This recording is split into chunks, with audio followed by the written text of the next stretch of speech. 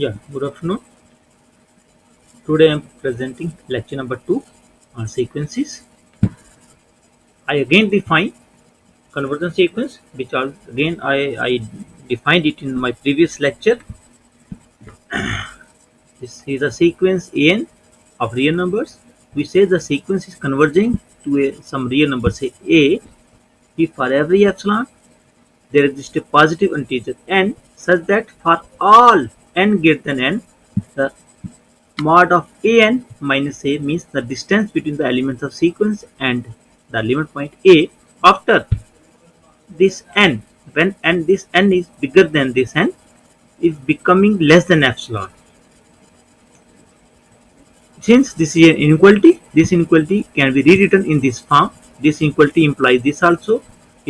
This inequality, it means the an, the elements of the sequence, is lying between a minus epsilon and a plus epsilon after n greater than n. Okay, this is convergent sequence. If the sequence is not convergent, then the sequence is called divergent sequence. Now I give an example of convergent sequence. Suppose this is the example. We have 2.1.2. I move to a simple sequence. Say suppose this is our example. 2.311 is, consider the sequence an where the an is of this form: a 3n square plus 4 2n square plus n plus 5. This is our sequence. This an is represented as this way. So how we write the elements of sequence? We start from 1. I put n is equal to 1. I get first element. I put n is equal to 2. I get second element, so on. So this is the nth element of the sequence.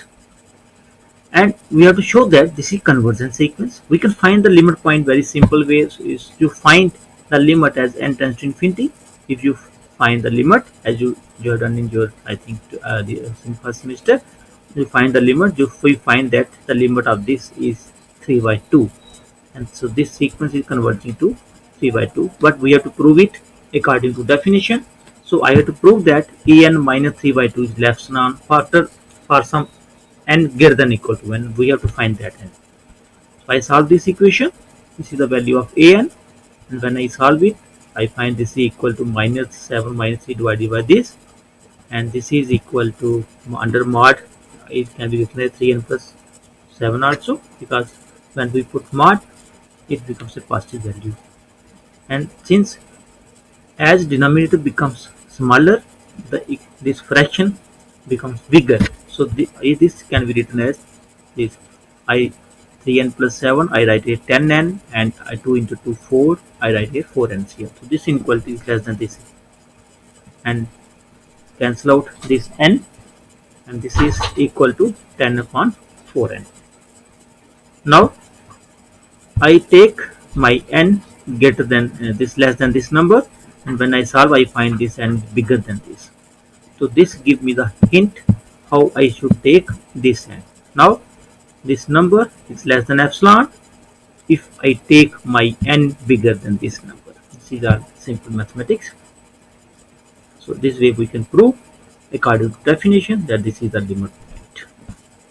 Then next example, we have taken the sequence an as 4n square minus 1 3n square minus n, and if we find the limits, it is n square, you take it common from both sides, and n tends to infinity, it cancel out, it becomes 4 minus 1 upon n square and 3 minus 1 upon n, and we find the limit is 4/3.